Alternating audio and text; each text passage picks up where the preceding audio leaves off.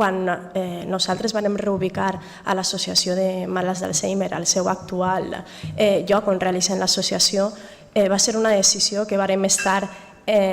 parlant i que vam consensuar en tot moment amb la directiva de l'associació. Va ser justet el centre que la directiva de l'associació va triar, va ser justet el centre que l'associació ens va dir que estarien molt a gust i que estarien integrats en un lloc que considerem molt adequat per a desenvolupar la seva activitat.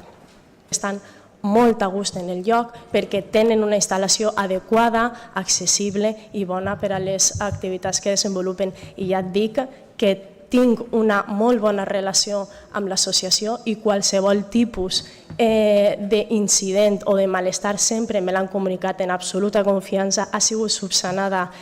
sempre de la manera més diligent i més ràpida possible. El cert és que el lloc idoni per als usuaris que van a les teràpies de l'associació seria un centre de dia per a persones majors, centre que no compta la Pobla i centre per el qual nosaltres, l'actual equip de govern, estem desvivint-nos, demanant-lo i que estic segura que molt pront rebrem una resposta.